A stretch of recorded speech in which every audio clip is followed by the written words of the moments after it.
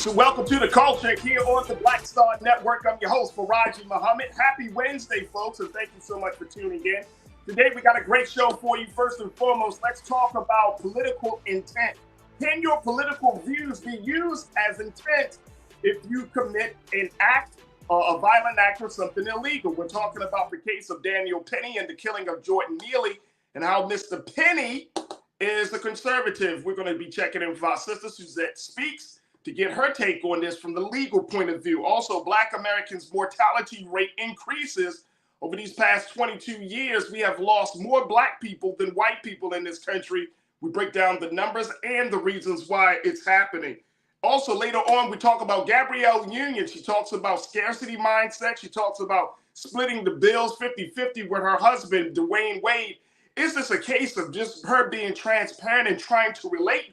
Or is this a case of insensitivity, considering that her and her husband brings in millions of dollars a year? Stay with us. That and a whole lot more is coming at you in today's edition of The Culture right here on the Black Star Network. Let's go.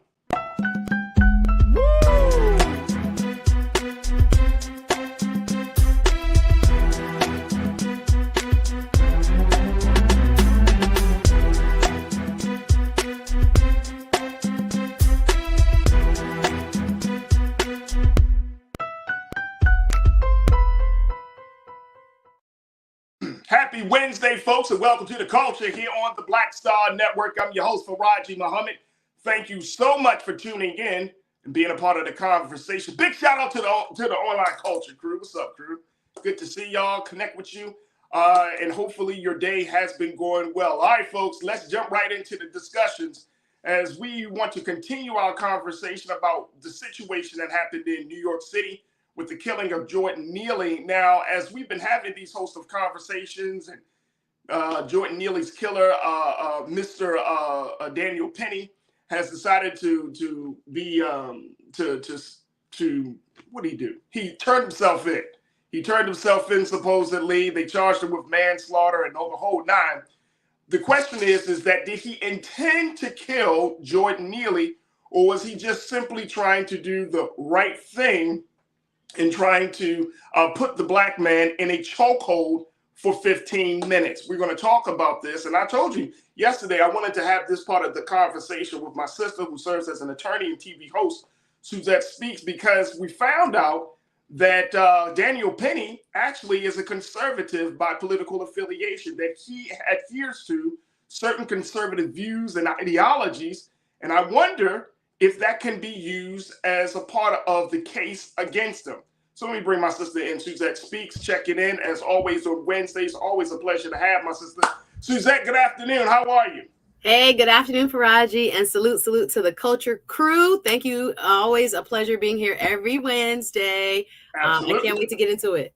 Absolutely. All right, Suzette, let's talk about this because as we've been having these conversations, right, a lot of people have been saying, the reason he got manslaughter, speaking of Daniel Penny, is because of the intention. It wasn't like first-degree murder.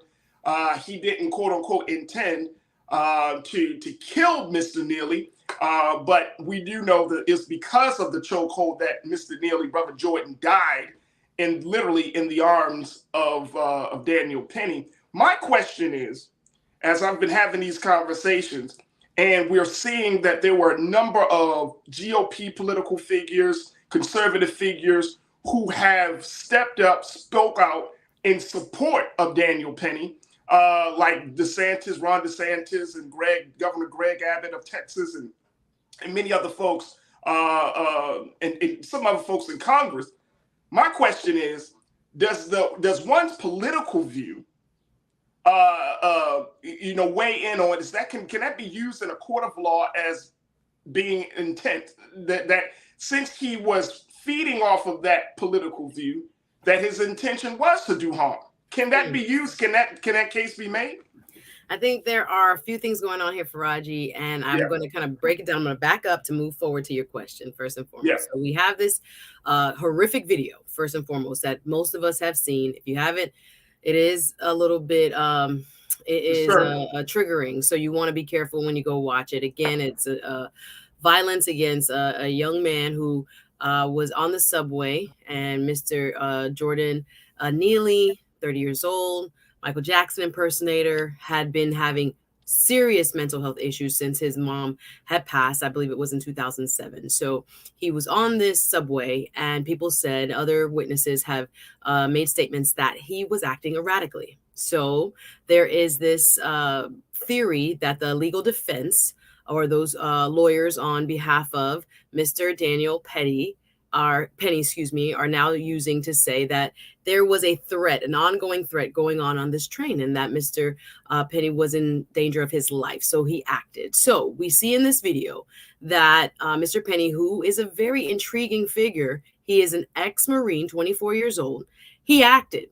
But the way he acted is what is in question. Was it indeed reasonable? Because again, he's a trained Marine, right? Right. Retired and in good disposition with his service, and so he acted by using a chokehold. Now we know that in New York, a chokehold is now banned among law enforcement. But again, Mr. Penny was a civilian, right, acting on his own accord to intervene, according to his lawyers, in order to save people's lives. So what we see in the video is a very, very intense, like, bear hug, body hug that he has, and his hand is in effect snuffing the life out of Jordan Neely.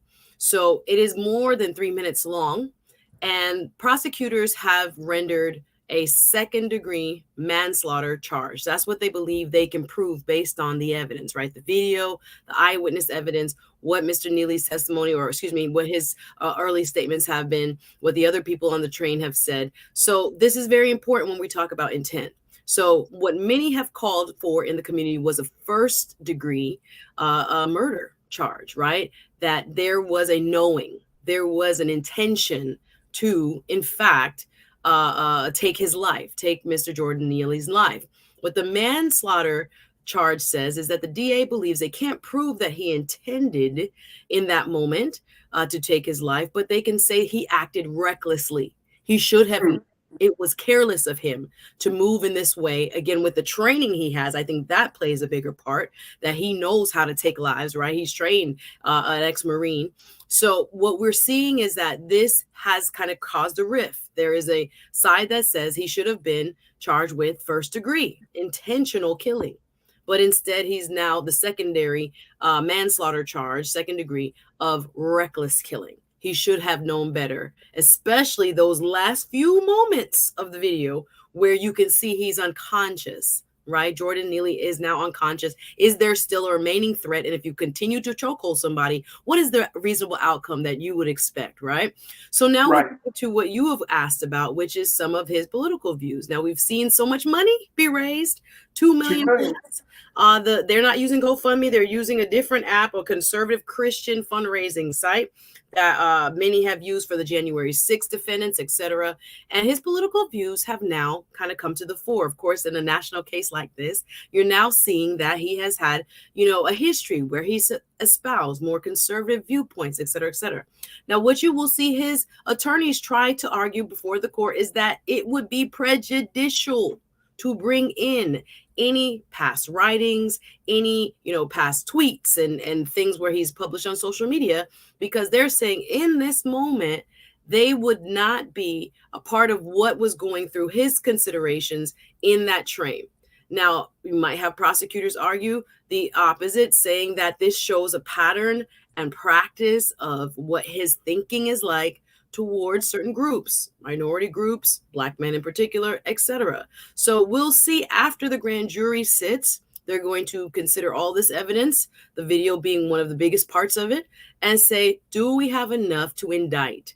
And so that step must take place. And then obviously we'll get the arguments in terms of what type of evidence is allowed to be presented to show mindset. But again, that's going to be a fierce fight.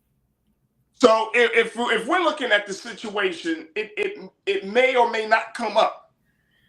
I think it's a stretch, because then if you had any type, like again, if there was something that he had said while he was basically asphyxiating this man, where it showed that his mindset related to any of those type of philosophies that you're referring to, then we might have a little bit more relevance.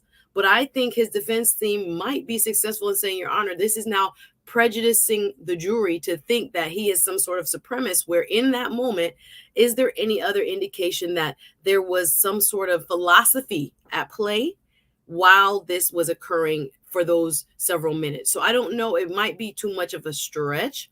Again, prosecutors might try to bring it in and argue that it is in terms of mindset, as you're saying, and intent, that it would be relevant. But I think it's a little bit of a stretch myself. But we'll see after there's an indictment hearing coming up on July 17th, whether a grand jury thinks there is enough evidence to take Mr. Penny to trial. We got a couple of moments, Suzette, but I do want to get this thought coming in from our crew member, Pauline Hurt. Pauline said, well, they are bringing in Jordan Neely's pass. Now, yes. So what, how do you justify bringing in his past, but you don't justify bringing in the past or the ideology of the person that's responsible for it? Yes, sir. But what we've seen is it has played out in the court of public opinion. They have not brought this up again. There has been no trial yet, and there has not been any formal hearing. This is what is happening in terms of the trial that's going on in the court of public opinion prior to. Of course, his attorneys are trying to taint the jury pool and others who share in defending Mr. Penny and want to paint this type of kind of re-victimizing the victim picture of Jordan Neely as this problem. Now, he has had issues on the subway before. There was a record in which the city had kept, these folks who are non-housed, who are highly, problematic in terms of the danger they pose to themselves and to others. He was on that list. Right. So, of course, while we are getting ready to hear the actual legal arguments, there are lots of things that are being pushed out there. Again, there is no judge yet making a judgment as to what will be allowed in and what will be not allowed in. But again, we are concerned because it might, in fact, taint the jury pool, because we're hearing a lot of these preliminarily in terms of the media's discussion of who these two individuals are. That's going to be interesting. Folks, we got to take a quick pause. When we come forward, I want to get more of your thoughts around this as we're talking about political ideology possibly used for intent for murder. As we look at the case of Brother Jordan Neely being killed by Daniel Penny, what are your thoughts around this? Post your comments on our YouTube chat as we're streaming live there. And of course, stay tuned because we're going to continue the conversation on the other side, along with talking about the rate of mortality, the mortality rate of Black people in this country, folks. And when you see these numbers, you will be blown away just as much as we were. So stay with us. More discussion here on The Culture on the Black Star Network.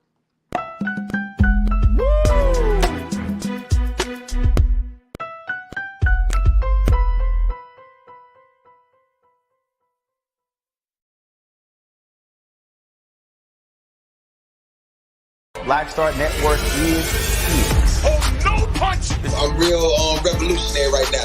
Thank you for being the voice of Black America. All momentum we have now, we have to keep this going. The video looks phenomenal. See, there's a difference between Black Star Network and Black-owned media and something like CNN. You can't be Black-owned media and be scared. It's time to be smart. Bring your eyeballs home. You dig?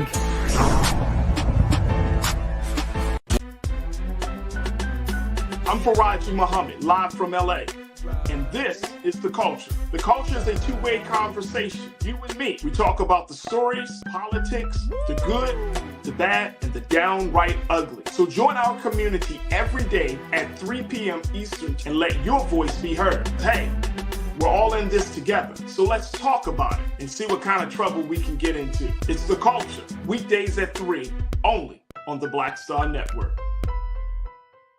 When you talk about blackness and what happens in Black culture, we're about covering these things that matter to us, speaking to our issues and concerns. This is a genuine people-powered movement. There's a lot of stuff that we're not getting. You get it, and you spread the word. We wish to plead our own cause.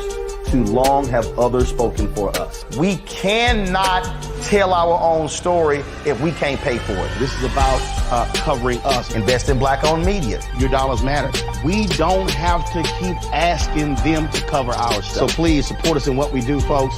We want to hit 2,000 people, $50 this month, raise $100,000. We're behind 100,000, so we want to hit that. Y'all money makes this possible. Check some money orders. Go to P.O. Box 57196, Washington, D.C. 20037-0196. The Cash App is $RM Unfiltered. PayPal is R Martin Unfiltered. Venmo is RM Unfiltered. Zelle is roland@rolandsmartin.com.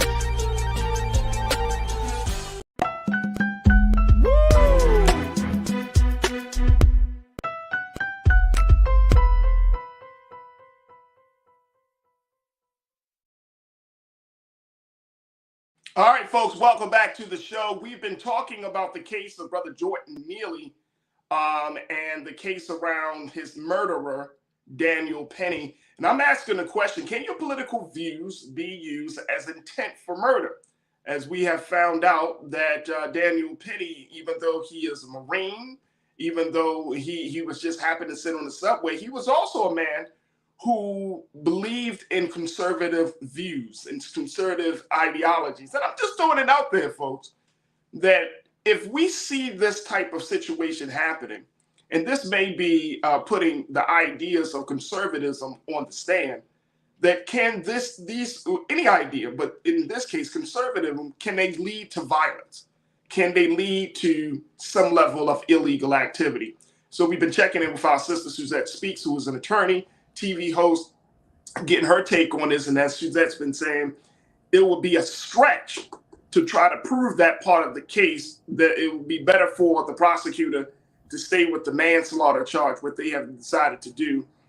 Because if you start to go into that part of the case, which I can understand it, Suzette, I mean, it's a slippery slope, right? Considering where the political polarization that we are in this country, that if you start to brand a certain ideology as violent, as racist, as all of that stuff, then you really are dealing with you're going to be dealing with a larger issue. But it's something that I think that we should look into. Clarify what you're saying when you're finished. Excuse me. Yeah, no problem. No, it's just something that I've been thinking about, especially in light of what we saw with the January 6th situation. That a lot of those people, those folks who ran up on the Capitol, adhere to a conservative view of what America should be. They listened to Donald Trump, they got ramped up, fired up, and boom, acts of violence started to happen. And so I don't know if that can serve as a precedent or not, or if it's just more of, they just happen to be conservatives running in and attacking the Capitol. But I know it's a slippery slope. Suzette. I would add, and again, from my point of view, I think, again, the nature of the crime that you have committed would determine the type of evidence that should be allowed to align with whether or not that belief system played into your acts. So when we were talking about January 6th, that's a different cup of tea, because they were talking about sedition, right, against your government. So trying to overthrow your government, the ideology that you uphold definitely ties in, right? Those are intertwined to the crime that is now being charged. So in that case, I know that those things are relevant, because that type of crime requires, you to prove that this person had a certain ideology walking up those steps, right? And so the background behind that person's beliefs and what they posted would therefore be relevant. What I'm saying is, in this case, this prosecutor, Mr. Alvin Bragg, the DA in Manhattan, doesn't think he has enough evidence right then and there in that moment on that video to prove first-degree murder. You have to show what was going on in that person's mind at the time. So if it's by body language, if it's by something he said, if it's something he posted that morning, that would give you some idea of what his mental state was in that 3 minutes, then it would be relevant. So what I'm saying, it could be relevant. They will argue it. I'm not saying that it might not have a chance of being admissible. I'm just saying whatever we write in our past is not necessarily relevant to the crime at hand. So the argument can be made. I'm not saying that it shouldn't be, or that it would be silly to make it.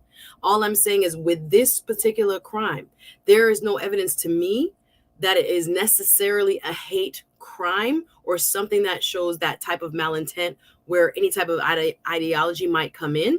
But I have not reviewed Mr. Penny's postings or what they've said, et cetera, et cetera. But in a normal circumstance, it might be too far of a stretch to say something that he wrote, relatively recently. might Right. have or might not have impacted this. I think it might be a stretch depending on what it is he wrote. But I'm just saying at this moment, to bring it back to the charge that is at hand, there is no evidence that I have seen so far in the videos that I have watched that show mindset. What was he thinking when he grabbed him up? It might be a stretch to say, well, he's written this about the, in a conservative blog. Therefore, that's what he was thinking when he was laying down on that floor. It's too far. It's too far of a reach. So let me argue. I'm not saying it shouldn't be, but I'm just saying relevant to this crime. I'm not sure how admissible it will be, if at all. Willie, my guy Willie Fraser, you checked in. You said, I don't separate a person's political views from themselves. Just because you may look fairly on me doesn't mean you look at my family, friends, or community in the same way. That's a good point. I think that's a valid point. There's a difference between that standard of like everyday interaction and then to prove first-degree murder. I think there's two different kind of rubrics or standards, but I understand what Willie is saying when it comes to him personally. What people write matters to him. What people have said, in blogs and on their social media matters to him because it shows what they may have been thinking. So we'll see if a judge, if he's indicted, will allow that type of past writings or recordings to be admissible. But I'm saying to this charge, if they thought they could prove murder one, that's a thing. The attorney for Mr. Jordan Neely's family has said, he expected it to be a murder one. But again, the DA might not see evidence to convict. They're going to charge with as high as what they believe they can convince a jury occurred, right? We might be in disagreement. And so is the family attorney for Jordan Neely. He wanted a murder one indictment, but he didn't get it. So 5 years to 15 years is the window we're looking at it. And again, you can disagree. Again, there are other people that are looking at what they see on that tape and saying there was an intent. It's very difficult to prove mindset. It's very difficult to prove when there's no speaking or things like that going on. And Suzette, I'm so happy that you were having this part of the conversation so that way we can understand the nuances of all of this, like legal jargon, and more importantly, understanding the nuances of how the legal system look at a person, What about the part of, and I haven't seen this, so if there's some video out there, folks, y'all let me know, crew. But there has been some question about what happened before Daniel Penny wrapped his arm around Jordan Neely's neck. That some folks say that is still kind of unknown. First and foremost, Suzette, have you heard or seen any video of what happened the moments prior to that altercation? I personally have not, but I'm sure DA Alvin Bragg took witness statements. There were two other individuals, let's not forget, that were actually holding him down too. Right. What precipitated, that's what's so tough about video, because we don't have the context, the full context of what took place before. Whenever the person starts recording is where we, pick up. And there was several, interactions possibly right before. So the level of the threat, I think, is what is undetermined. How do you say this person was threatening your life? And do other people corroborate that, the other witnesses? Because, again, so many people were sitting on that train just looking at what was going on. No one intervened to stop it. So I was like, do these people therefore believe that there was like an imminent threat, that this person was going to harm them or do something? And delay the time, Suzette. Exactly. And there was also the video that has been broadcasted to the public is not 15 minutes. Right. There's a lot of missing pieces that they have that we don't have. So we have to withhold judgment. So you mean to tell me whoever was taking a video, and I don't know, maybe NYPD confiscated the video and just decided to show that last part or whatever the case may be. But whoever took the gentleman that took the video, I think he's like a local reporter or something. When he took that video, you mean to tell me you didn't, like, you sat there for 15 minutes, or did you know what I'm saying? Like, some of the entrances to the subways have videos. Some of the, I want to see it all. Like right now, you're just seeing this snapshot, this really horrific, snuffing out the life of a human being in your arms. It is so personal. Again, there's parts of that I'm like, what am I looking at here? When did the threat end? And did he anticipate really taking his life? That's really what the nuance of the case lies. Do you think that he knew by what he was doing that he was going to take his life? Or do you think he was reckless in that he should have known that if you hold a man by a chokehold for 3 minutes or longer and that he has stopped moving and in your arms you could feel that he has stopped breathing, that you should have stopped or let go or rendered aid at some point? They're saying, the DA says, I think I can prove recklessness. I don't know that I can approve a premeditation of intent. I guess that's the rub. That's the difficult part to prove. I did read also that, after he was holding Brother Jordan in his arms for that long and his body went limp, he still maintained the hold. That's the recklessness. So that's why I'm going back to intent. Like, what are you trying to do? Are you trying to stabilize a threat? Or are you just trying to kill a black man? That's you why. See what I'm saying? Like, you wouldn't be. Come on. You are trained Marine. Yeah. All right, look, let me get Real Brooklyn in. I got to take another pause. Real Brooklyn, my guy, you said Farajii, I believe having certain political views that is trending on violent tendencies should be figured in the whys and who. It's always a subject matter after the fact. Again, I'm with you. I just think that in the court of law, as Suzette explained so well, it will be hard to determine mindset. It goes back to that old Tom Cruise movie where they did pre-crimes. Y'all remember that? Yeah, Minority Report. Yes. Minority Report. You gotta like, they stopped the crime before it actually happened because they can look essentially into people's thinking. And I mean, if we're getting into that place, then we probably will. But that's what it kind of like. You got to get that deep. And to Suzette, to your point, that's it's hard to, try to figure out the mindset of a person, especially in a situation like this.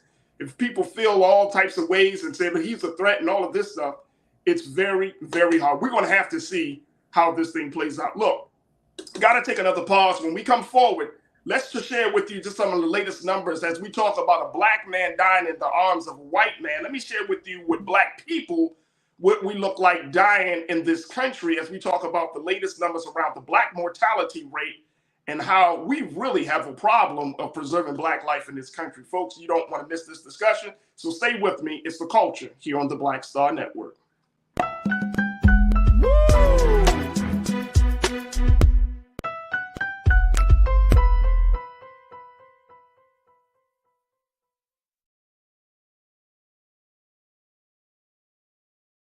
Hatred on the streets, a horrific scene, a white nationalist rally that descended into deadly violence. White people are losing their damn minds. As an angry pro-Trump mob storms the U.S. Capitol, we're about to see the rise of what I call white minority resistance. We have seen white folks in this country who simply cannot tolerate black folks voting. I think what we're seeing is the inevitable result of violent denial. This is part of American history. Every time that people of color have made progress, whether real or symbolic, there has been what Carol Anderson at Emory University calls white rage as a backlash. This is the rise of the Proud Boys and the Boogaloo Boys. America, there's going to be more of this. Here's all the Proud Boys, guys. This country is getting increasingly racist in its behaviors and its attitudes because of the fear of white people. The fear that they're taking our jobs, they're taking our resources, they're taking our women. This is white fear.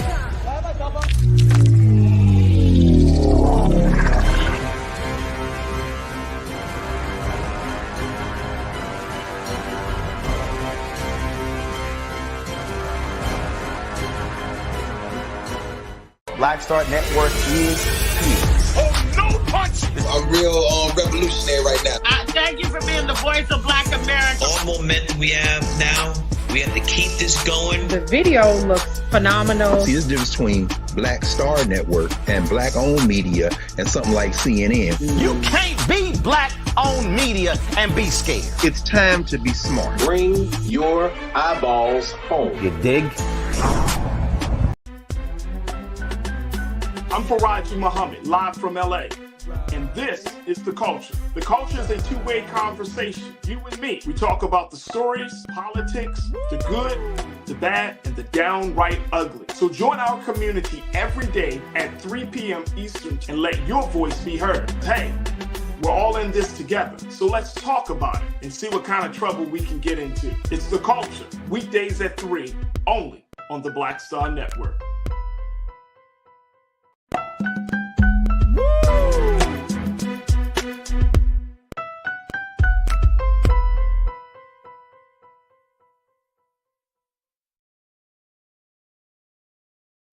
All right, folks, welcome back to the show.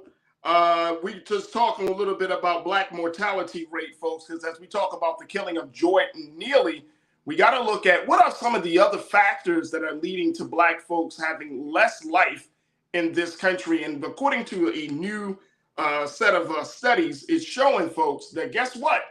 We are losing in terms of years of living in this country because of a number of factors. Here's where we are with the Black Americans' mortality rate as it increases.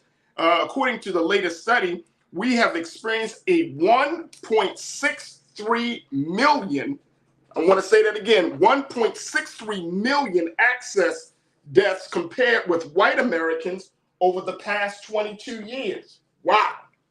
Now, according to KFF Health News, a study published Tuesday in the medical journal JAMA found that Black people's higher mortality rate from 1999 to 2020 resulted in a cumulative loss of more than 80 million years of life compared to the white population.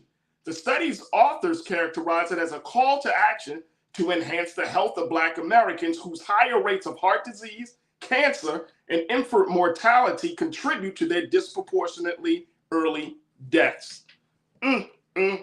Now, let me share with you something else on this piece, y'all. Y'all ready for this one? Take a look at this. From 1999 to 2011, the country made headway in bridging the gap between white and Black death rates. But that development stagnated from 2011 to 2019. 2 decades of advancement were undone in 2020 by the large number of deaths brought on by COVID-19, which was particularly hard on Black Americans. Now, according to Clyde Yancey, a study author and the chief of cardiology at Northwestern University's Feinberg School of Medicine, said the country's long history of discrimination contributes to Black people's high mortality rate more than genetics. I want y'all to think about that for a minute. That the reason that we're dying at a faster rate than any other group, than white people in this country, is because we are experiencing a high level of discrimination, racism, all other type of isms. And at the same time, we are still, even though we're making some gains in some ways, we are losing years under this system. Let me bring my sister Suzette Speaks back into the conversation. First and foremost, Suzette, are you surprised by these numbers in this latest study? It is shocking in a way because I know that we have high morbidities because of underlying diseases, because of lack of access to healthcare, because of food deserts, because of a number of reasons. I know that overall, just anecdotally, that there are Black people who are suffering tremendously in ways that I just don't hear from our white counterparts, or at least anecdotally those that are in my circle. So I know that we oftentimes face an uphill battle when it comes to the medical establishment here in our country. But to see this over the last 20 years, I'm talking about people, and this is so personal to me, Farajii, because I know a couple of colleagues of mine who have recently passed that just was in their 30s or early 40s. And I'm looking at them and I'm thinking, God, these people did not have to die. And I think we can talk about there are so many contributing factors, as you've just described, when it comes to how the medical establishment perceives us, right? What is normal for us may not be normal for what is so-called the majority and the mainstream. And until we can get some more culturally sensitive training when it comes to why sometimes not only we respond differently, but oftentimes our bodies might respond differently to different approaches, how there is, again, that kind of cultural overlay that should be looked at in terms of our history with the medical establishment and why we might not have a general practitioner. I know there's a lot of Black folks walking around here who don't have one main doctor. We go on an emergency basis. We go to the ER. We might go to the urgent care, but you don't have one person, connecting the dots and putting all the pieces together to let us know what systemically really is wrong. We treat in symptoms. We treat at home. We trying to do herbal. We don't get the time off. There's so many things that are contributing to this, but it's still quite shocking that 1.6 million more of us should be here since 1999 till 2020. And I think there is high time that our medical powers that be are looking deeply into this so that we can start to find solutions. I mean, it's high time. And guess what? It's only right. Yeah. It's only right. But see, again, this goes back to the bigger conversation about the impact of oppression, the impact of racism and discrimination, the impact of all of these things that we are forced to struggle with each and every day. The crazy part about this, and I don't know, crew, if y'all, I want y'all to know, let me know if you feel it. Like, America can do something. America can do something. The healthcare system leaders can do something. Political leaders can do something. We can do something. I mean, look, I know that the resources run thin in this country, but America can do something much more than she's already doing. Much more, much more. It's just the fact that this country doesn't want to do the right thing when it comes to its relationship to Black people. So they say, oh, the country leaders is like, oh, well, they're just going to have to take that hit.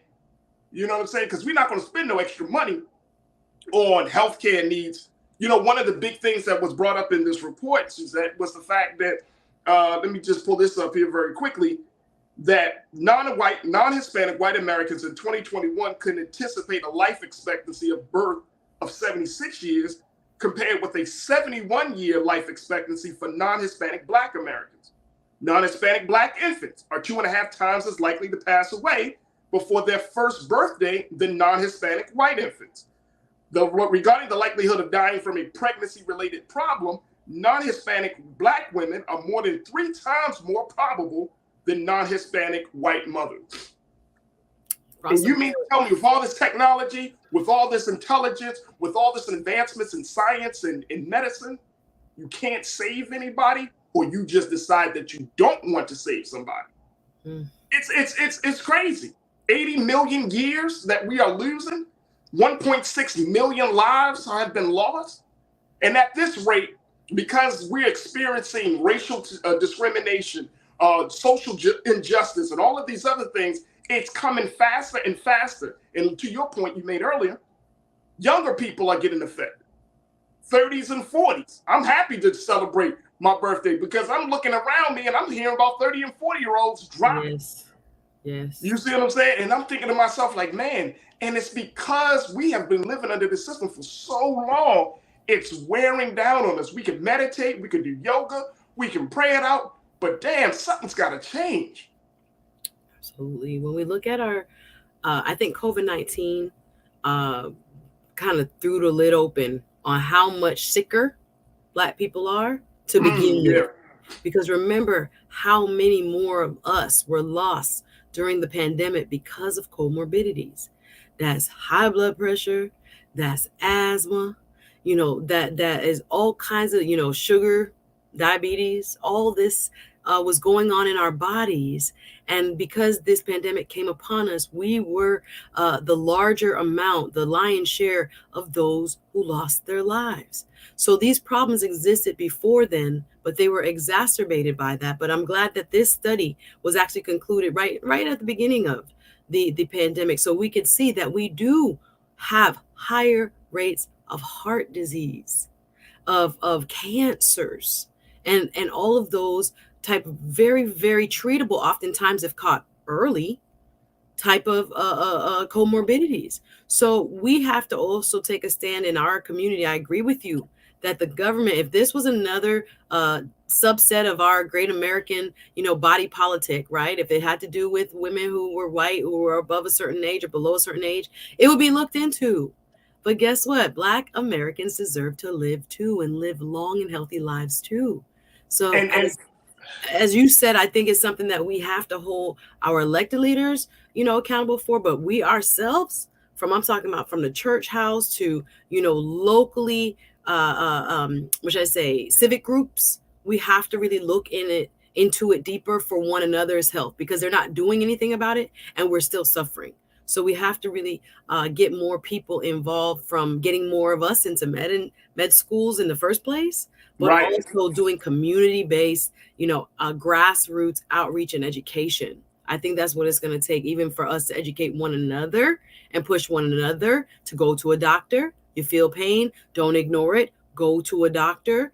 And then again, the cost and the access, that it's like a whole set of circumstances that could prevent us from getting to that point. But we got to become advocates for one another as well.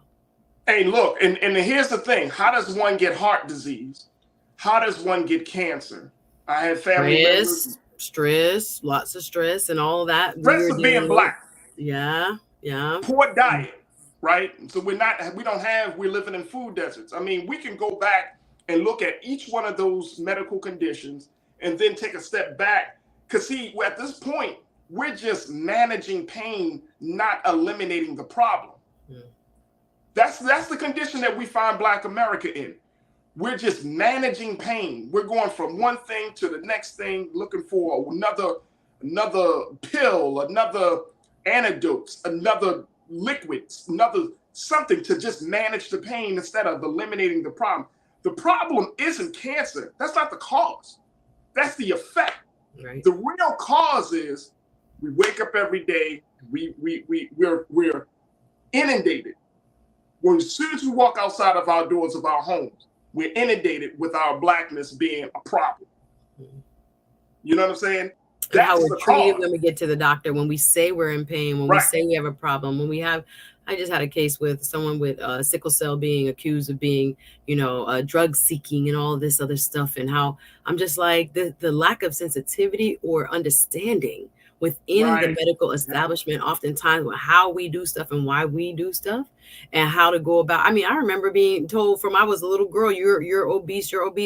And I know they like to not say you thick and you big bone. And again, that's not an excuse for walking and to exercise and to lower your salt and your sugar and your fat intake. But I just remember always feeling like, what is wrong with me? Like I always weighed, 20 pounds more than the, white girl who was, a fellow student and my counterpart in elementary and middle, et cetera, because the scales haven't changed. Now, again, that does not give us any excuse to go beyond what is the, hopefully recommended amounts of, you could fill in the blank, sugar, fats, and et cetera.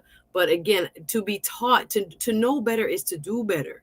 So oftentimes I think there's also this knowledge gap, and I don't think the medical establishment has been tackling that knowledge gap amongst themselves or amongst patients as well. So I think, again, we have to start within our communities to be our best advocates, health fairs and things like this, free screenings, getting those mammograms, ladies. I know a lot of people that are above the age who have never got a mammogram. They scared, they heard it hurts or whatever. And I'm like, if you can catch those things early, it's treatable. But what happens is we most often find when we have deep pain, now we're going to look at it. Now you in stage 3 and 4. So again, I know it's access. I know it's also having our own, which I say knowledge and being able to understand what our bodies are doing and why. And again, the medical establishment needs to kind of look within itself also as to when we cross into those hospital doors, how we are receiving and what, disparities among the treatment we are receiving that they are is somewhat responsible for, and they have to correct that, right? We have to self-correct, but we also have to hold the system accountable as well. And we have to change the culture. Just because a woman is thick doesn't necessarily mean that she's healthy. Yeah. That we glorify certain, certain ways of life. That she's unhealthy. Oh, absolutely. Yeah. I can run faster than them. We love that. And I remember hearing that stuff like, this is for boys and girls, you real skinny. You look like you don't eat enough. Yeah. And and it kind of gets passed on from generation to generation. But now it's like, if you weigh a certain thing, it's like you're just considered to be desirable. If you don't weigh a certain thing, you're not desirable. But we're looking at it from the vantage point of physical beauty, of hypersexuality, versus looking at it from the vantage point of health and wellness. Absolutely. There has been some kind of a movement towards that and in some subsets of the Black culture, and Black fitness is like a thing now. And again, people are into it. People want the body, get their bodies right. But even in that, Suzette, even in that, you live in Florida, right? Sunny state.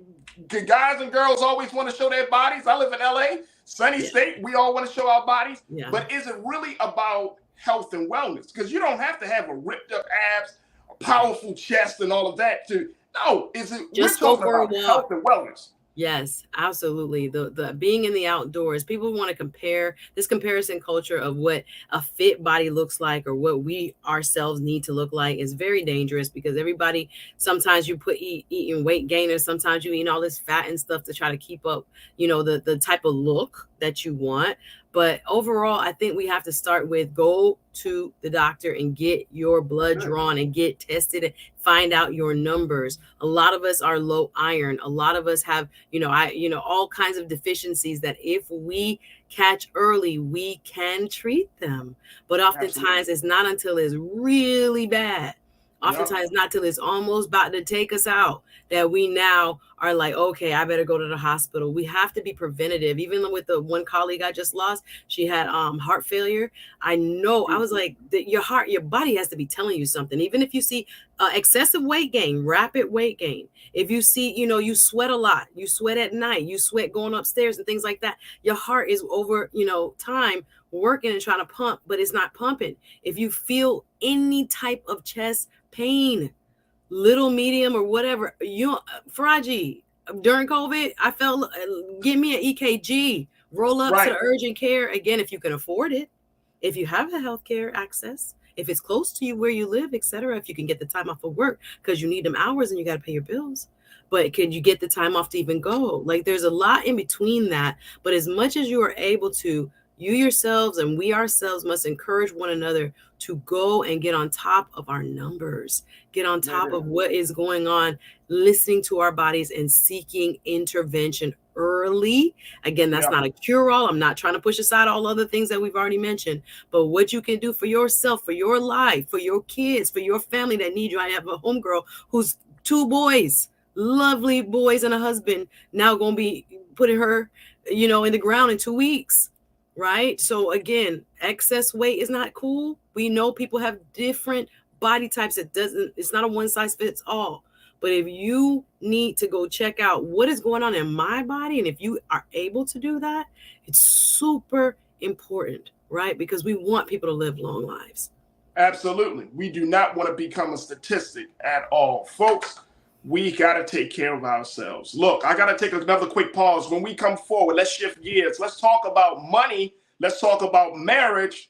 Let's talk about superstar actress Gabrielle Union and how she's in a bit of hot water and some controversy as she's just shared, and some people say too much information, about how she and her husband, DWade, manage their household, the finances, and her take on scarcity mindset. Stay with me. That conversation is up next here on The Culture on the Black Star Network.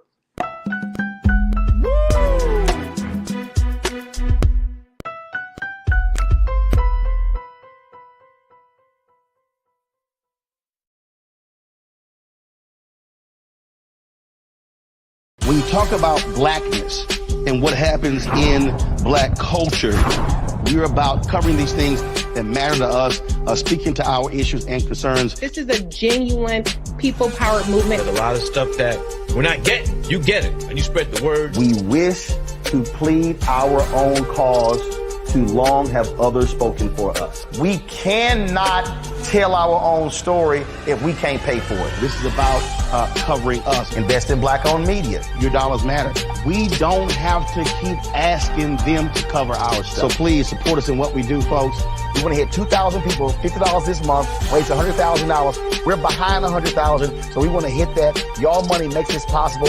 Check some money orders. Go to P.O. Box 57196, Washington, D.C. 20037-0196. The Cash App is $RM Unfiltered. PayPal is R Martin Unfiltered. Venmo is RM Unfiltered. Zelle is Roland@RolandSMartin.com. Black Star Network is here. Oh, no punch! I'm real revolutionary right now. Thank you for being the voice of Black America. All momentum we have now, we have to keep this this going. The video looks phenomenal. See, there's a difference between Black Star Network and black-owned media and something like CNN. You can't be black-owned media and be scared. It's time to be smart. Bring your eyeballs home. You dig? Hatred on the streets, a horrific scene, a white nationalist rally that descended into deadly violence. White people are losing their damn minds. As an angry pro-Trump mob storms the U.S. Capitol, We're about to see the rise of what I call white minority resistance.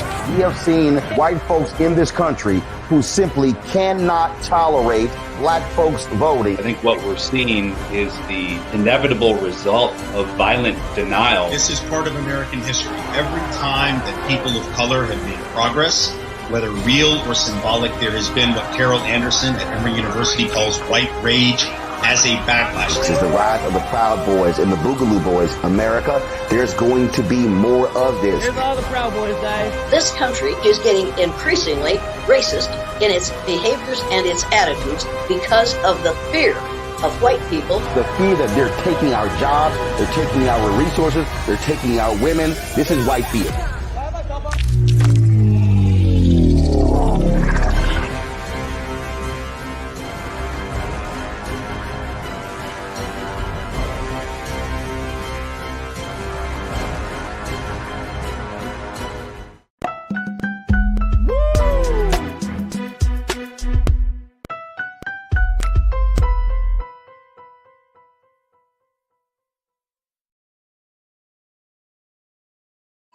No.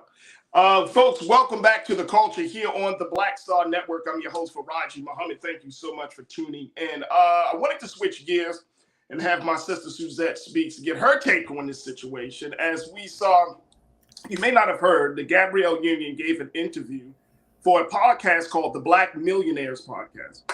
And in the course of that discussion, talking about money, talking about family, she made a couple of statements that has gotten to her in a little bit of a controversy.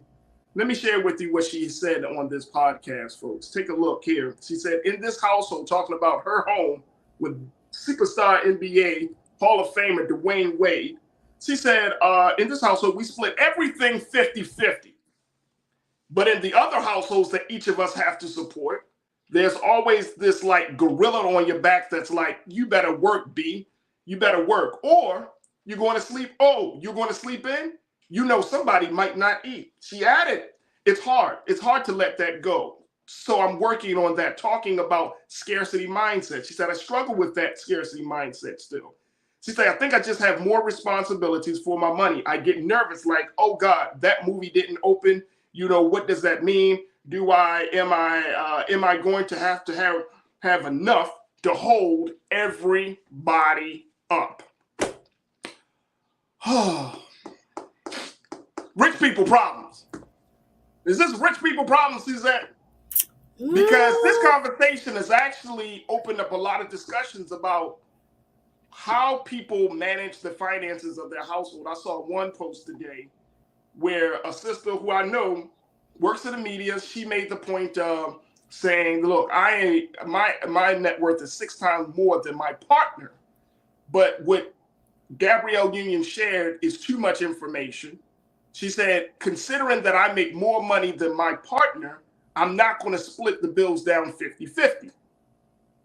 That wouldn't be fair. So this conversation has opened up everything from finances to who holds the bills. Now, Gabrielle Union is worth a lot of money. Even, you know, she's still a working actress. She has investments. I think they have a couple of businesses together as well.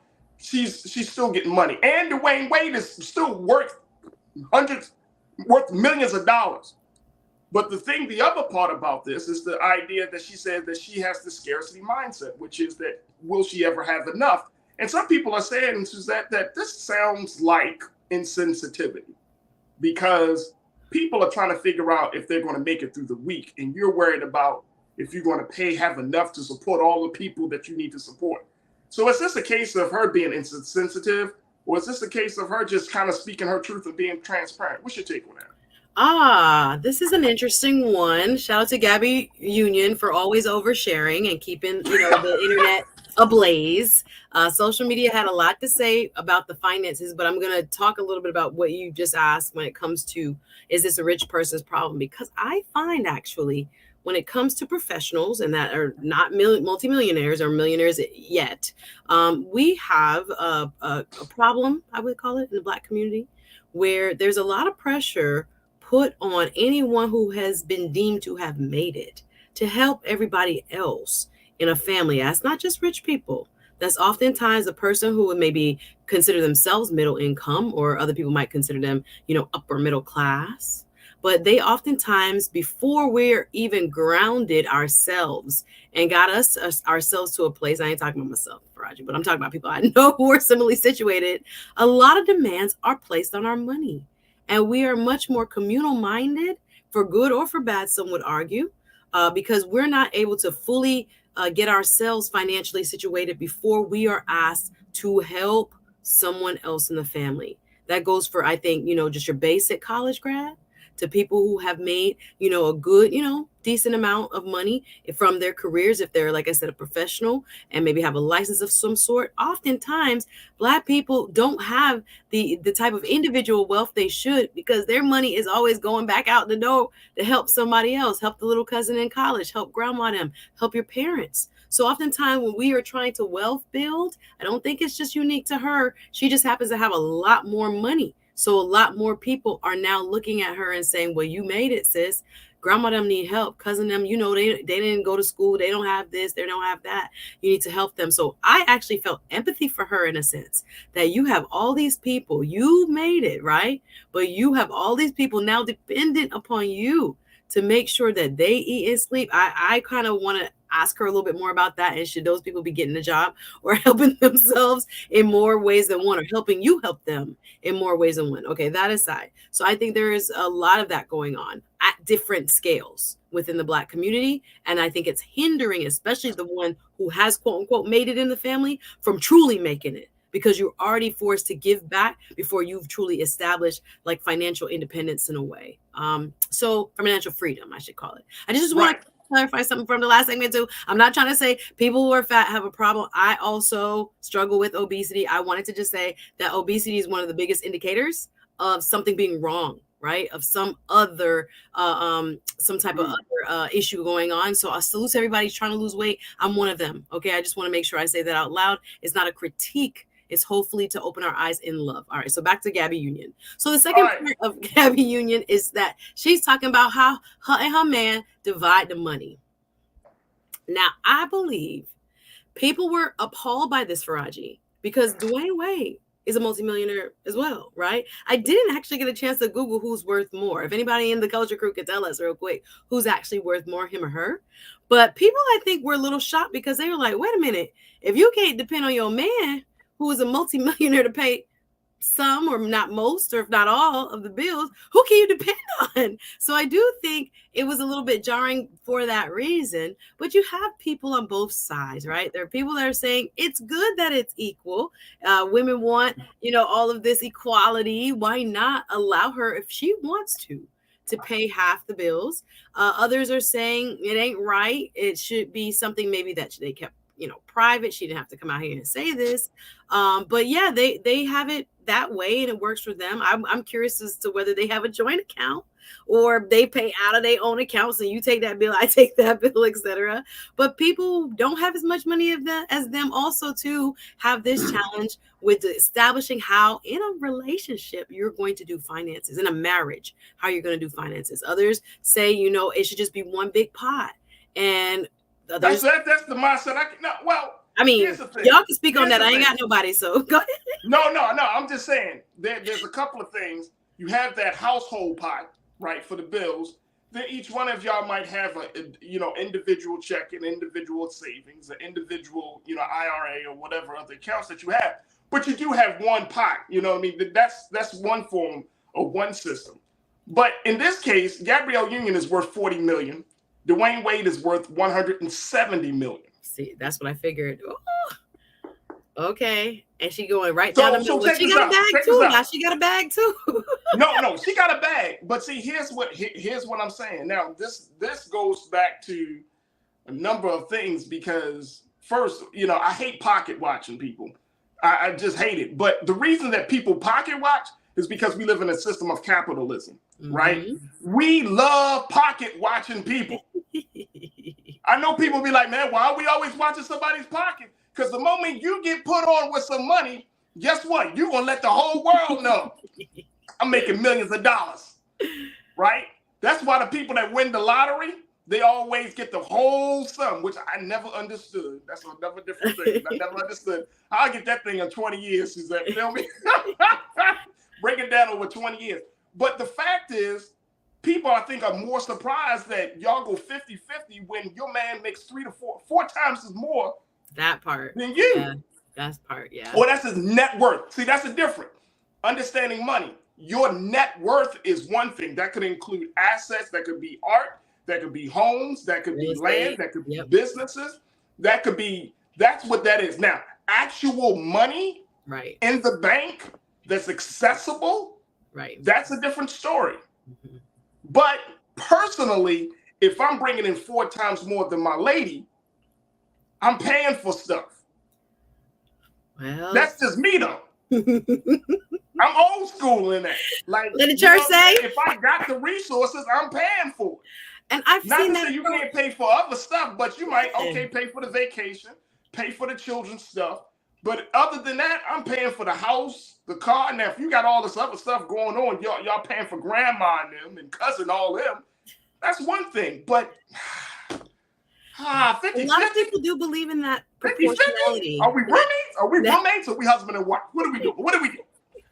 Some people say you give according to the proportion of how much more or whatever your salaries are comparatively. So if your husband makes more, that his amount that, of the scale of, whatever your household expenses are would be proportionate to what his, the difference between your salary and his salary. Other people, wife pays like almost incidental bills where husband takes care of mortgage as if he is the breadwinner. Like as you said, there's women who got them, they bag up too, and maybe they're the breadwinner. So you have a different kind of arrangement. I say people must do what works for them.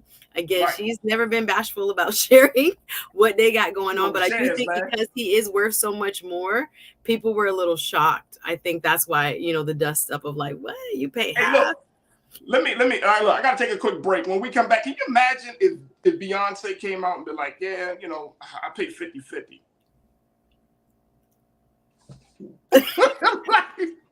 Your man got $2.5 billion in there. Exactly. He paying, you paying for what? It's very interesting. It's very You know what I'm saying? Like, I get it. Work for millionaires is different. There's a part of me. Oh, I'm sorry. Go ahead, Suzette. Go ahead. We're both excited. No, I'm just saying very quickly. That's interesting because I don't know, and this was brought up in the conversation on social media, if this is about control, that Gabrielle Union wants to have some level of control around the situation. Because if it's about control, then Gabby, you might be putting yourself in a situation, a trick bag, because if you want to go 50-50 with your husband and then you want to support other parts of other members of your family, you might be putting yourself in a situation. Then you're talking about scarcity mindset. That's the conversation I want to have on the other side. Okay. Because now if you are worried, here's a woman that's worth $40 million and you talking about, I don't know if I'm going to be able to pull it through. More money, more problems. That's what they say. You don't know if you're willing to pull it through, if you can make ends meet and you bring it. Folks, we got to take a break. Yeah. We got to take a break. Stay with us, man. We're going to more of the conversation. And of course, I want to hear from you, crew. Share your take on this situation with Gabrielle Union, 50-50 split, scarcity mindset, and more. Stay with us. It's The Culture here on the Black Star Network.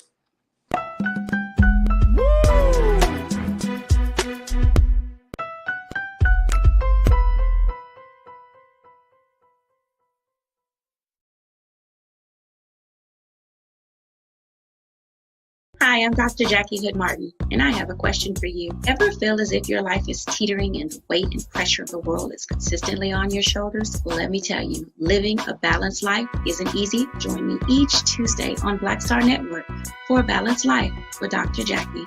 We'll laugh together, cry together, pull ourselves together, and cheer each other on. So join me for new shows each Tuesday on Black Star Network, A Balanced Life with Dr. Jackie.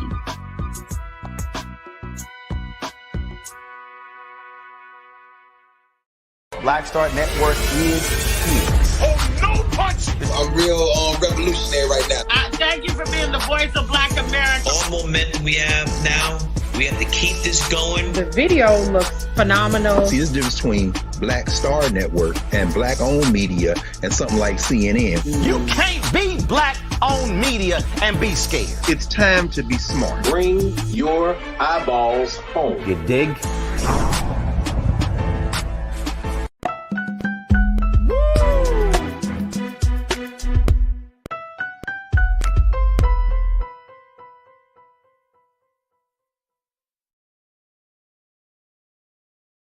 All right, folks, welcome back to the show. We've been talking about this situation with Gabrielle Union, actress, superstar Gabrielle Union, who's talking about scarcity mindset, the 50-50 split with her finances between her and her husband, DWade, and how they move with their money.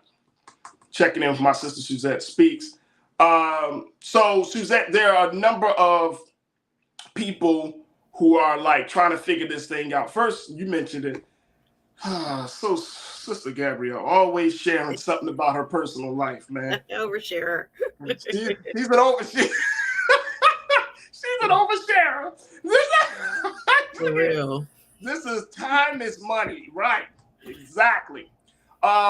So my thinking is that it really, I don't mind you paying 50-50. If that's how you want to run your household, I have no say in that. That's one thing. But it does, the piece that gets me the most is that this scarcity mindset she talked about. She's been in the spotlight. Can we say 30 years? A long time, yeah. Long time. Almost there, yeah. So when she talks about that, she still had this in the back of her head, and this is the hell of a thing, man. Poverty is a hell of a thing, man. Poverty is a real situation, especially for Black folks, right? Mm-hmm. Because we always, and I was just listening to a Rick Ross song, and he was like, you know, I can have I can have a tub full of pool and I still can't relax. This is so real. The scarcity mindset is so real. Now, I'm not going to jump down her throat about having a scarcity mindset, because I think that at the end of the day, she knows that it can all fall apart. It's a house of cards. If your movie doesn't do well, if your products aren't moving, if your businesses are not being supported, right, it can fall very quickly, because all of that is built on whether people like you or not. Can you imagine that, folks?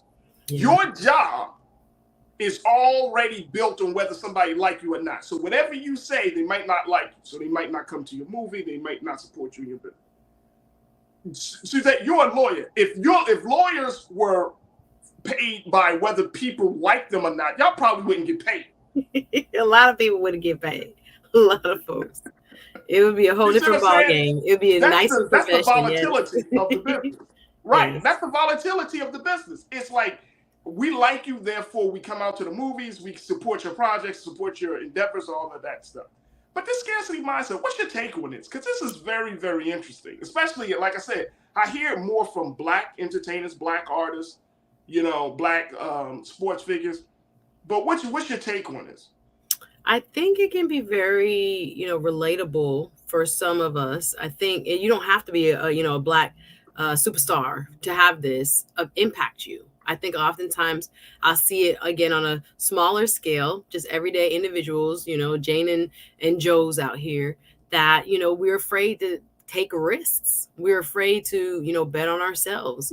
We're almost afraid to, try new things, because what if we lose? What if that job doesn't work out? What if we're overqualified? And what if we are underqualified? And so we don't ever apply.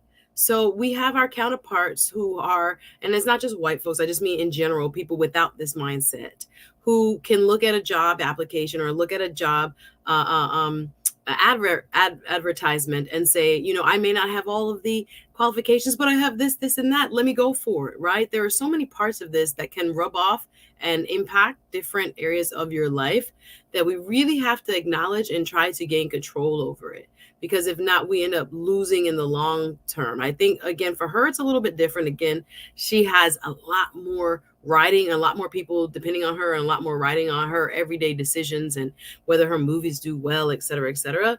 But I do think, you know, other people not in that category of entertainer or celebrity can relate to this. So I think it's a very human part of our experiences, if we didn't grow up with like a lot that many people will be able to relate to. But yeah, I think you're gonna have to get like therapy and get, you know, support in that way if that's something that plagues you, where you oftentimes feel as if you're gonna lose it all, or you're never gonna have enough, or you're not even worthy of it. That's another part of it. So yeah, it can impact everybody, I think.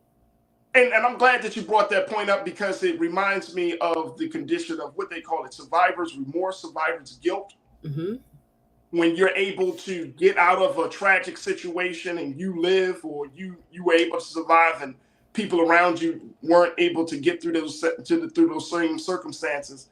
And that's what it kind of reminds me of when she talks about the scarcity mindset. Like, you know, like you said, I don't think I'm worthy to be in this position, even though she's been in the position for 25, 30, 35 years. You know what I mean? She's been doing things for this long period of time. She still suffers from that and struggles with that. And I think that speaks volumes. I mean, I appreciate the transparency, but there's a little insensitivity in the sense that people really there are four-person families that are getting by on $50,000 and $60,000 a year. That's nothing. If that, yep. That's nothing. Yep. And you know, there's this view, Suzette, where people often think that poor people or low-income folks are lazy. Shit, low-income folks are the hardest working people in this country. I think they work harder. They work harder than the rich. Yes. So the higher up you go, the less work you be doing. Broad generalization, like, hey, you're poor because you didn't pull up your bootstrap. Please. Yeah. Please. Not true. Yeah. That doesn't make sense. So if folks like that are able to make ends meet, make things happen for their family each and every day, I have heard stories where janitors have sent their children to Ivy League schools because they know how to manage money. Yeah. They sacrifice their lives to send their children and allowing their children to go into, and I remember hearing this from my sister Deborah Owens, who has the show here on the platform. I remember I was at an event she had in Baltimore, and she told me about a janitor. He worked 30 years, but he put something aside each time. He was so disciplined that he was able to send his children to Ivy League schools because of his one salary and his discipline and his handling of money. So it's like things can happen. We can do a lot with very little, but that's why I just say it kind of reeks of like entitlement a little bit. It's like, okay. Come on, Gabrielle. If people have $40 million, hell, Farajii's like, don't talk to me about no, you ain't got it. What if, ma'am, you sitting on a boatload of money. Come on. You're sitting on a boatload, and your husband is sitting on 3 boatloads. Yes. 3 times that. 3 boatloads. What is he? I mean, and here's the thing then. If this is the problem, why don't you stop buying big ass homes and 40 cars? Farajii, I'm gonna leave. No, I'm serious. We support artists to entertainers, and then they talk about their money problems. Farajii got no empathy for that. No, I don't want to hear it. I don't. I hear you. I don't. Crew, y'all with me? I'm supporting you as an artist. I'm going to your movies. I'm going to your concerts. I'm patronizing your business, and then you tell me you got money problems. I could have saved my money. Shit, I could have saved my money. I hope to be one of those people one day, so I'm gonna shut my mouth. Huh? No, I ain't gonna. No. Just don't talk about your problems. You like, don't be like, man, it's hard out here, man. Shit, only got 25 million. What am I supposed to do with that? Point well taken. Point well taken. I can't defend that, but I hear what you're saying. Breaks my heart. It breaks my heart, man. All right, let's go through what the crew got to say. Willie Frazier, my guy, you said my bootstraps aren't just pulled up. My bootstraps are worn down. Hello. Hey, Willie, I don't have no bootstraps. No. I just got the boot. No, a lot of people Willie, I appreciate you, brother. Yes. My sister Lana, you said it took me to get in my 40s to realize I could make more money by changing my mindset more than anything. Changing mindset made me open business while working full time. Just do it. It's God's desire. Yeah. Absolutely. Good girl. Absolutely. Chris Big, you checked in and said, ain't no way her money and my money is under my control. Well, I hope, look, I don't care who controls it, just as long as you be knowledgeable on how to use the money. Yeah, I'm sure they're both investing. I'm sure they're both trying to grow the money. But yeah, the way that sounded, I think it just was so jarring to think of multimillionaires splitting bills like that.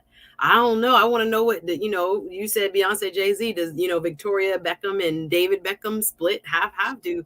Like, it'd be interesting to know in those upper echelon folks and marriages, what are they doing? Because I don't think everyday people may have the same rules and it may not just apply. But it's just very interesting. Well, actually, I'm not calling no names. I know of a person whose husband does just that. The household bills are split in half, no matter what she makes, even though he makes more. She must contribute half to the bills. And I was like, that a discussion that they had at the beginning of the marriage? I can't get into people's business on here, but I don't know the person's suit that. You ain't saying no names. It just rubbed me the wrong way. I was like, but you make less. So how? Let me ask you a question. Would you want your husband, if your husband is making 2-3 times more than you, would you want to do 50-50 split? No, we got to do at least 70-30 or whatever is proportionate to what you're making. Like that said, like, look, no, 90-10. Not my man who loved me and who got me. He wouldn't make me no 50-50. My baby wouldn't make me do no 50-50. I want to wake up in the morning. But people do it. I mean, there are different rules, different strokes for different folks. What works for your household, we're not critical of it, but it just seems like a marriage would mean, joining. But there are people, I think it's higher among millennials, that like to have their own bank account. I think it's like 60% keep their own money separate of millennials and then have a joint account. You have more egalitarian marriages for older people.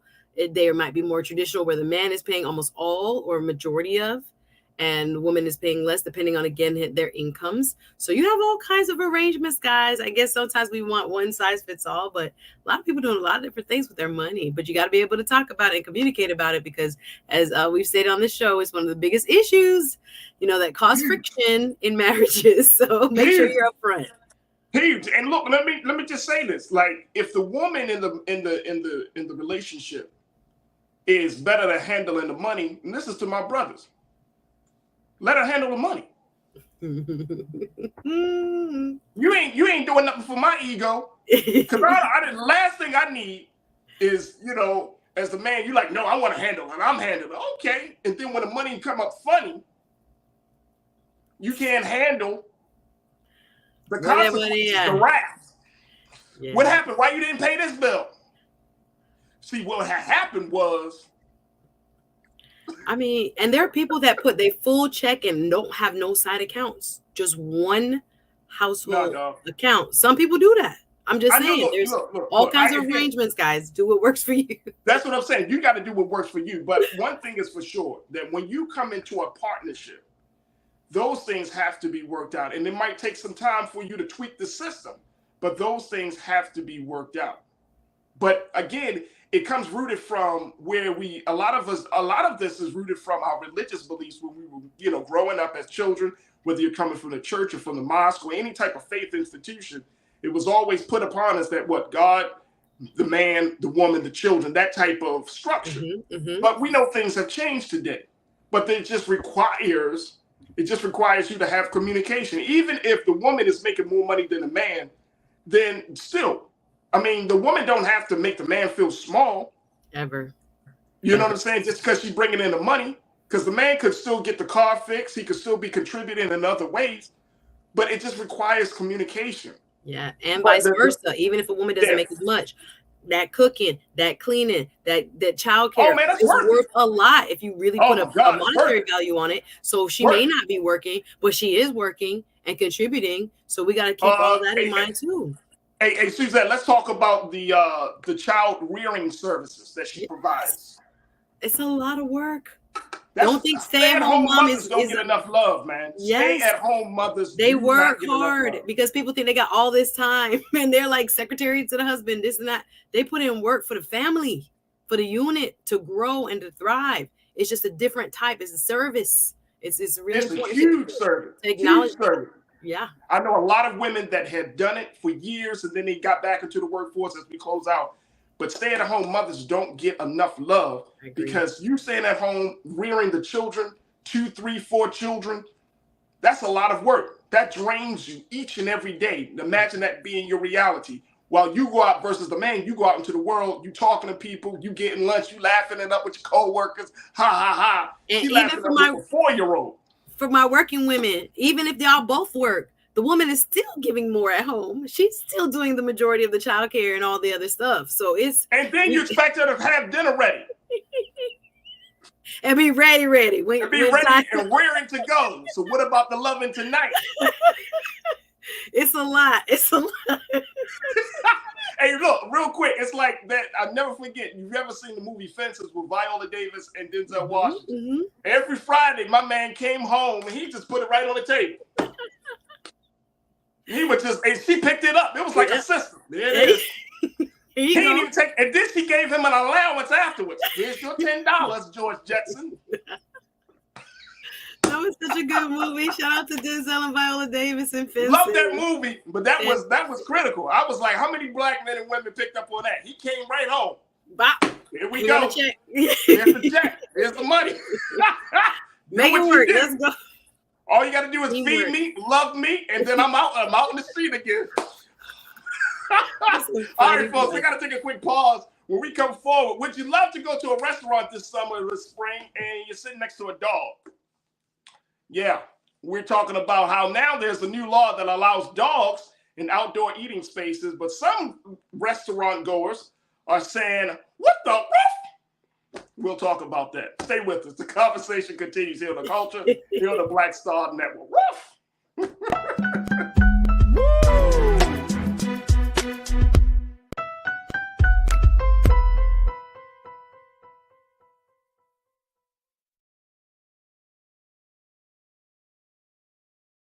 Hatred on the streets, a horrific scene, a white nationalist rally that descended into deadly violence. White people are losing their damn minds. As an angry pro-Trump mob storms the U.S. Capitol, we've seen shots. We're about to see the rise of what I call white minority resistance. We have seen white folks in this country who simply cannot tolerate black folks voting. I think what we're seeing is the inevitable result of violent denial. This is part of American history. Every time that people of color have made progress, whether real or symbolic, there has been what Carol Anderson at Emory University calls white rage as a backlash. This is the rise of the Proud Boys and the Boogaloo Boys. America, there's going to be more of this. Here's all the Proud Boys, guys. This country is getting increasingly racist in its behaviors and its attitudes because of the fear of white people. The fear that they're taking our jobs, they're taking our resources, they're taking our women. This is white fear.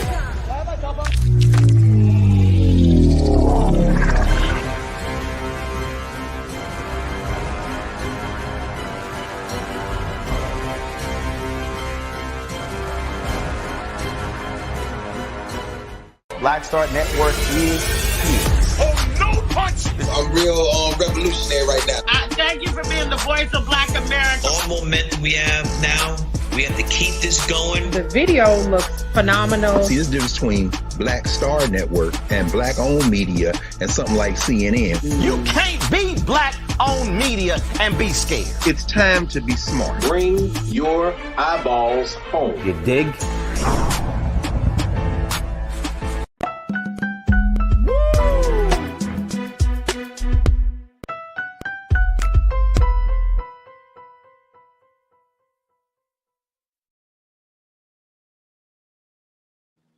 All right, folks, welcome back to the show. Let me bring Suzette back into the fold here. Suzette, I got to see, Lana checked in. She made a great point. I think this is something that needs to be said. Lana, I appreciate you, big sister. You said, when I met my husband, he made less than me. That was not a concern because I saw the man in him. Now, he makes more than me. Don't frown on the man because you can't see the potential. Sis, you Well, preaching. he didn't just see the potential. He became that man. You preaching, sis. A lot of people giving up a lot of good men. Because they want it right now. But they don't know they built. Hallelujah. Y'all got to work with them. You got to. There we go.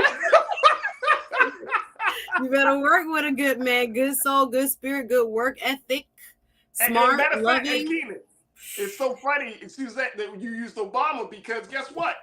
He was below Michelle. Michelle made more than him. Michelle seen a diamond. She was like, oh, hold on. Wait, hold on, Senator, Mr. President. Hold on. Let me get this down. He was her like intern or something. She was like, oh, wait a minute now. I know a diamond in the rough when I see it. She bet on that one and she won. So good advice, Lana L. You got to know that if he has the good, solid foundation of what it takes to be a good man, he just don't have everything right now. Don't pass it up. I would say. Guess what? Work with him. Hey, man, jobs will come and go, but a good man will stay. There we go.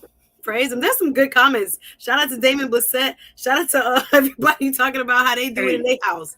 First thing, y'all. Y'all oversharing like Gabrielle Union in the chat. I like it. It's helpful. Oversharing. All right. Let me just go to this final conversation because Suzette, I know you like to go out and about it. Y'all, if y'all don't follow Suzette on social media, please follow Suzette. Please. Because Thank you. Trust and believe when I tell you, Suzette be all over Florida. We get it in there. We get in there. You get in there, Suzette. You're at an event like every weekend. What are you talking about? Keeping busy. God is good. Keeping busy. From Democratic women to Black lawyers to you everywhere. I'll be emceeing a women's retreat Saturday for a city down here. Yes, I love to MC and host and all that good stuff. I appreciate that. Well, you're doing a phenomenal job. Real talk. I appreciate you. So here's the thing. This story got my interest because, it's springtime, it's summertime, it's getting warmer. A lot of restaurants are opening up their outdoor spaces, and they're finding that now there is has been a call for restaurant goers to not only enjoy the space outdoors and with these inside these restaurants, but they want to bring their dogs to the conversation as well, to bring their dogs to the table. What the rough? Yeah, folks. More dogs could show up in outdoor dining spaces this summer as the U.S. government has given its blessing to restaurants that want to allow pet dogs in their outdoor spaces. Yeah, not gonna get Peter on me. I hear what you. There's a lot of pet lovers that I know, so I'm gonna look. Try to be neutral. Yeah, I love dogs. I'm not against dogs. I'm not against pets at all. Yeah. But I don't know if I can sit next to Fido and Spot. It's coming. I don't know. And crew, I want y'all to get y'all take on this. Would you go to a restaurant where you see dogs in the outdoor spaces? This is only outdoors. This is not indoors.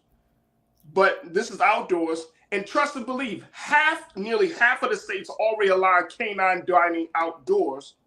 So that's already happening. You're talking about a little bit less. In Miami, you see it all the time. It's not uncommon for you to just walk through, someplace al fresco, and people are sitting out and their dogs are right next to them or at the table, or a server might bring out, a bowl or a cup of water for the dog, et cetera, et cetera. But yeah, it's going to increase now that I think this is kind of a federally approved situation. So yeah. So do you think this is good policy? It depends. I think there are people, again, who are avid, animal lovers and animal rights people and want folks who, love their fur babies to be able to enjoy spaces. There are going to be others who are not. I mean, there are people who are not pet people and who want to, I was wondering if they're going to have areas where it would be pet free or not, or something like this. But I don't know. There are folks who are going to be, offended, I'm sure, or don't want that in their space because they don't equate having animals in a food, setting for some. So I think there are people that are going to be really excited about it, and others that might be kind of peeved that this is now allowed for dining areas. And I'm wondering, how do you handle that? Because one of the big confusions is from a legal standpoint, because even though the United States government is saying that this is okay, it still comes down to the states.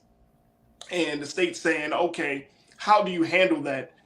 Especially given people's allergies, especially given people's fear of dogs, especially given the fact that some dog owners don't know how to control their damn canine.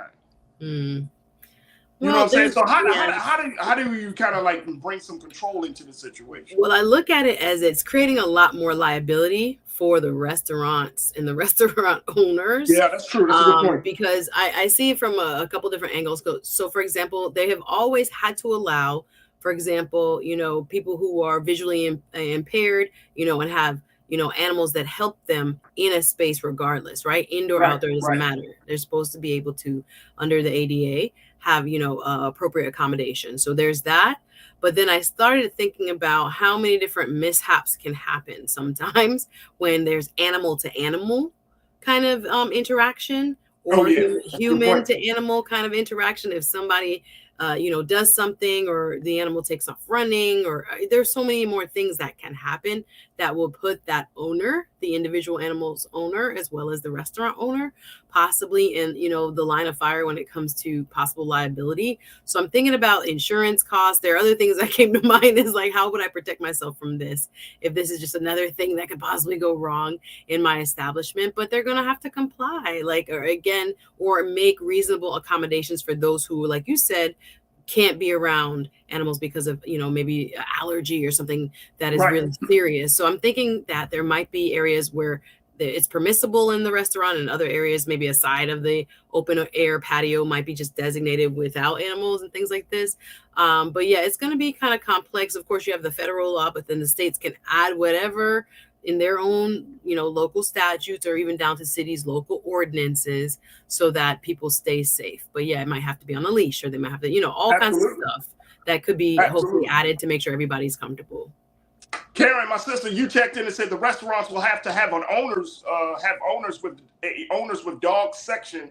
I will not eat at a restaurant with a dog next to me shedding and shaking. Damn shedding and shaking dog. I love my dog, but she is not going. I agree. Because you know what? All you need is a strong wind. Here comes the hair. Farajii, I'm proud of you. Farajii! That's so... Listen. You be like, sit me next to the patio. Next thing you know, you see the dog. You be like... Dogs have accidents. That's all I think about. Like, I don't want to... I'm sorry. Like, that's what I think about. Like, if I'm sitting next to... It's sunny. It's 70 degrees, 75 degrees in LA. Like, that's cool. I want to be outside. You know what I'm saying? But I don't... Look, I see... This was the first city that I actually saw people in Target with dogs. All over. Target. Like, just walking through the aisles. The dog got a cappuccino like the owner.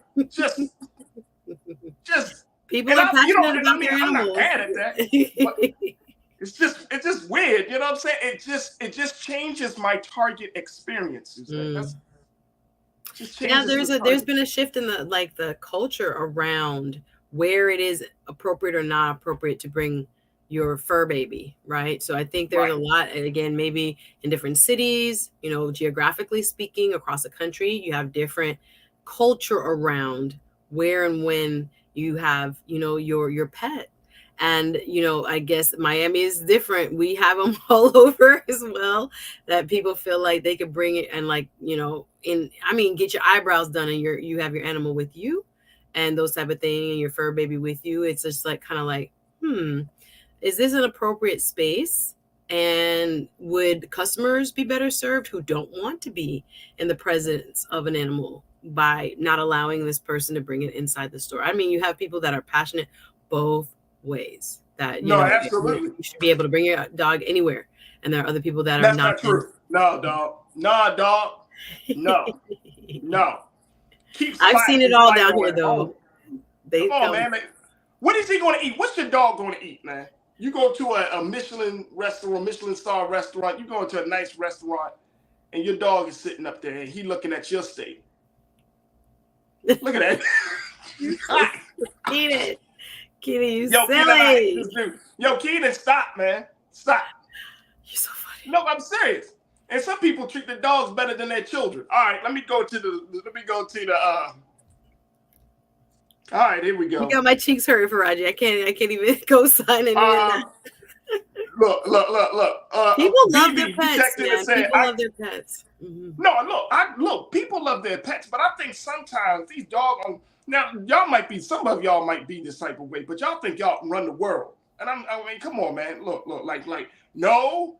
So with my dog, like, come on, dog. Come on. If y'all could take a dog on a plane, you probably would do that. People try, I'm sure. People try. I'm sure. Knowing you're not even blind. Or any type of, the support animal thing, it has gotten out of control. Right. Pigs on the plane. Right. A support peacock was on the plane one time. I'm like, okay, what are we doing now? What are we doing? The German Shepherd? BB, you said I agree with all y'all. No dogs, no cats near where I'm eating. It's Damon, you said it. Damon said, I don't play with my food. I'm funny about that. I don't play with my food either.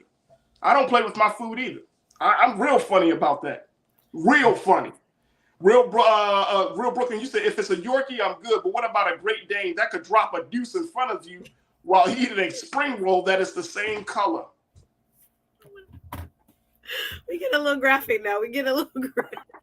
Oh, point well taken. I was trying to have a mature conversation, Real Brooklyn. Oh boy. Yeah, I get the picture. We get the picture. Lori, you checked in and said there are a lot of restaurant businesses that are open just for owners that do have pets. Absolutely. Yeah. That's interesting. Look, man. I have no problem with dogs. I have no problem with pet owners. But at the end of the day, Suzette, keep them home. Keep them home. They got dog parks. They have special places for them to get food, dog stores, all of these places. Keep your dog home, man. That's for me. Now, some of y'all probably mad at me like, I could bring my dog wherever you want to. That's fine. Just don't invite me. You got a dog, Suzette? Don't send me the hate mail. Send him the hate mail, please. You have people, I'm telling you, they are going to bat for the animal.